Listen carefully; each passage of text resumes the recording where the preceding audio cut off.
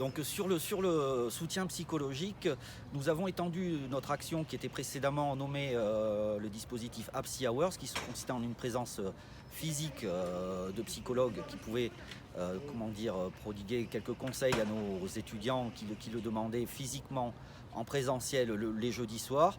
Nous avons étendu ce dispositif et désormais nous nous sommes tournés vers le service Happy Line, qui permet à tous les étudiants de l'agglomération, quel que soit leur domicile, qu'ils soient dans des résidences Crous ou hors Crous, de solliciter par visioconférence des consultations auprès de psychologues qualifiés.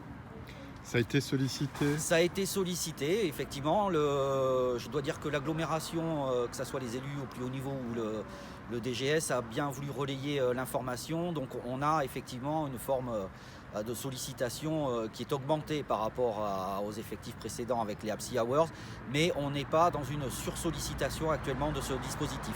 Donc les étudiants qui sollicitent ont un rendez-vous dans des délais assez courts encore.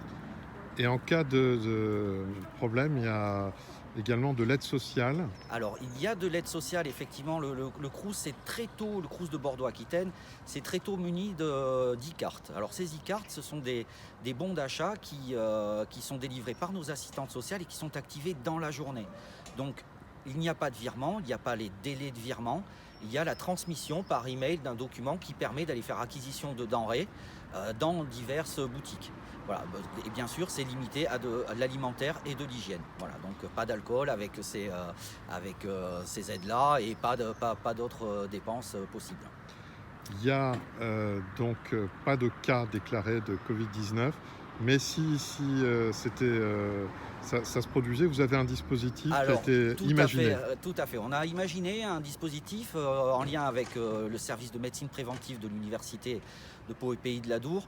Nous avons imaginé un dispositif qui permettrait à un étudiant sur lequel nous aurions une suspicion de Covid-19, bien sûr par le biais du service de médecine préventive. Nous avons la possibilité de venir lui apporter des médicaments, donc c'est le Crous qui s'en chargerait, et aussi une aide alimentaire de 7 jours renouvelable, 7 jours pour atteindre la quatorzaine, et qui permettrait à l'étudiant de rester en pleine autonomie. En complément de ce dispositif, vous avez derrière moi une cité universitaire qui contient 531 logements avec ses 4 bâtiments, et pour lesquels les cuisines sont encore collectives, pour limiter pour augmenter l'efficacité du confinement. On peut proposer à l'étudiant d'équiper un peu plus son studio pour qu'il soit en pleine autonomie, qu'il reste bien confiné chez lui, ou on peut lui proposer un nouveau logement dans d'autres structures.